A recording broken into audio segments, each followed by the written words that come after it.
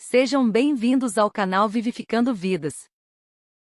Em Mateus, no capítulo 6, no verso 33. Buscar em primeiro lugar o reino de Deus e a sua justiça, e todas essas coisas lhe serão acrescentadas. Que coisa é essa que Jesus está falando? Se você olhar o contexto, desde o verso 25, Jesus está falando a respeito de não ficarem preocupados ou ansiosos quanto ao que irão comer, beber, em relação ao corpo, ao que irão vestir. Ele está dizendo, se você colocar os interesses de Deus em primeiro lugar, Ele vai cuidar dos seus interesses.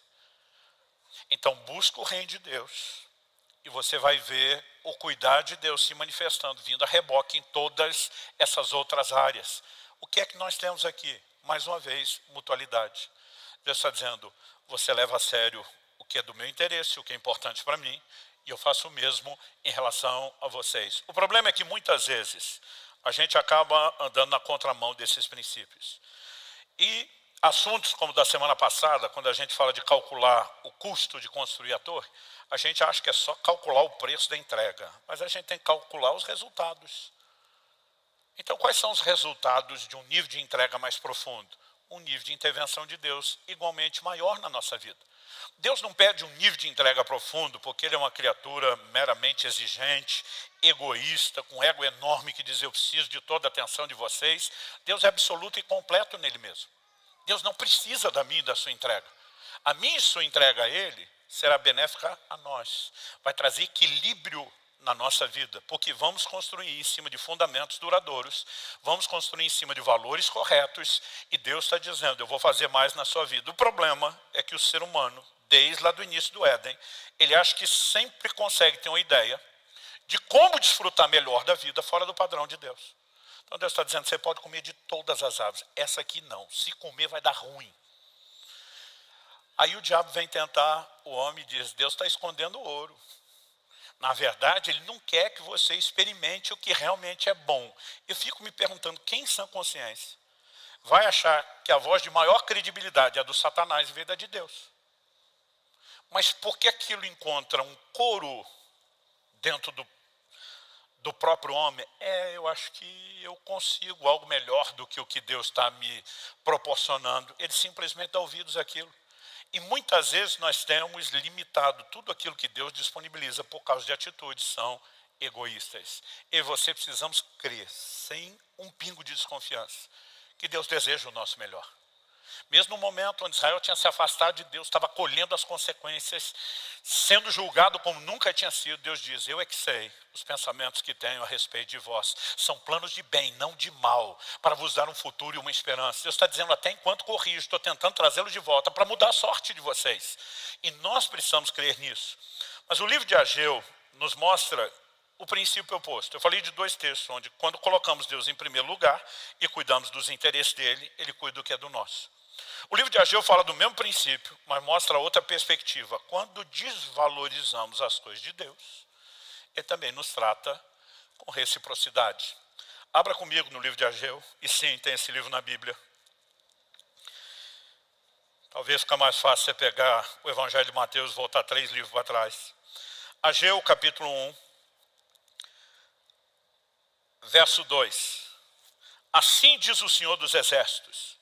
Esse povo diz, ainda não chegou o tempo em que a casa do Senhor deve ser reconstruída. Por isso, aqui, lei de causa e consequência. Por causa do que o povo está falando, Deus vai reagir. Por isso a palavra do Senhor veio por meio do profeta Ageu, dizendo. Então deixa eu fazer uma pausa aqui. Vamos colocar um pano de fundo.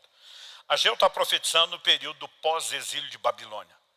A nação de Israel tinha sido levada em cativeiro pela Síria e a nação de Judá, o reino do sul, junto com Benjamim, foram levados cativos para a Babilônia. Deus disse que o cativeiro babilônico, por meio do profeta Jeremias, teria duração de 70 anos, e Deus deu todas as razões. Agora, no final do período, esse povo está voltando para a terra. A cidade de Jerusalém está sendo reconstruída, as casas estão sendo reconstruídas, mas a casa de Deus está abandonada. E o povo está justificando, não chegou a hora de cuidar da casa de Deus. Verso 4, qual foi a palavra de Deus? Acaso é tempo de vocês morarem em casas luxuosas, enquanto esse templo permanece em ruínas? Portanto, assim diz o Senhor dos Exércitos, considerem o que tem acontecido com vocês. A NVI diz, Vejam aonde os seus caminhos os levaram. Deus diz, dá uma olhada à volta.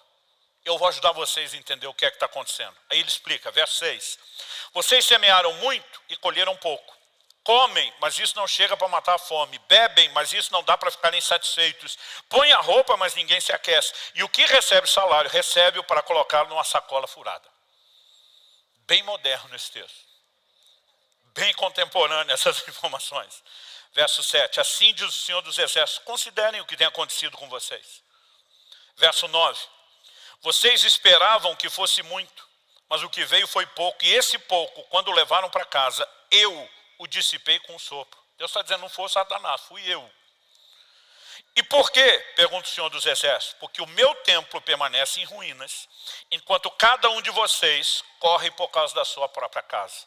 Ele diz, vocês cuidam dos seus interesses, mas não cuidam do meu. E depois espero que eu cuide dos interesses de vocês. Deus está dizendo de jeito nenhum. Olha o verso 10. Por isso, causa e consequência. Por isso os céus retêm o seu orvalho, a terra não produz os seus frutos. Fiz vir a seca sobre a terra e sobre os montes, sobre o cereal, sobre o vinho, sobre o azeite, sobre o que o solo produz, sobre as pessoas, sobre os animais e sobre todo o trabalho das mãos. O verso 12 vai mostrar que o povo vai atender a voz do Senhor. Começando o governador, o sumo sacerdote, até o povo. A Bíblia diz que eles atenderam a voz do Senhor, que o povo temeu o Senhor. E a Bíblia diz que há um despertamento e eles começam, de fato, um posicionamento para reconstruir a casa de Deus. Então vamos valorizar o que é do interesse de Deus. Depois a gente cuida do nosso. Qual foi a resposta de Deus? Vamos pular para o capítulo 2, verso 15.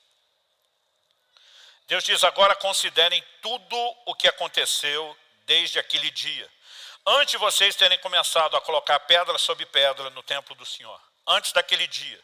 E Deus está falando de um dia específico onde a obra começou. Deus diz, antes daquele tempo, alguém vinha a um monte de trigo esperando encontrar 20 medidas e havia somente 10. Vinha ao lagar para tirar 50 medidas e havia somente 20.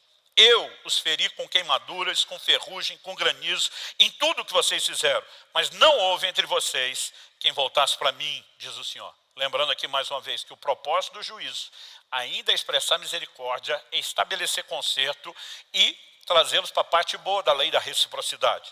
Mas Deus diz no verso 18, por isso, desde o dia de hoje, desde o 24º dia do 9º mês, Deus está dizendo, pode marcar na folhinha, no seu calendário, desde o dia em que foram lançados os alicerces do templo do Senhor, traduzindo, onde vocês pararam de colocar suas coisas em primeiro lugar e colocaram a minha, Deus diz, desde esse dia, considere o seguinte, ainda há sementes no celeiro?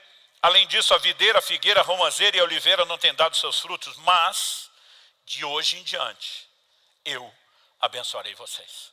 Então, o que Deus está dizendo? Se você não me coloca em primeiro lugar, não prioriza minhas coisas, meus interesses, não vou fazer por você. Mas se você mudar e com intencionalidade me colocar em primeiro e cuidar dos meus interesses, eu vou cuidar dos seus. Quem está entendendo? Gostou desse vídeo? Se inscreva, deixe seu like e compartilhem, para que essa palavra possa edificar mais vidas. Deus abençoe.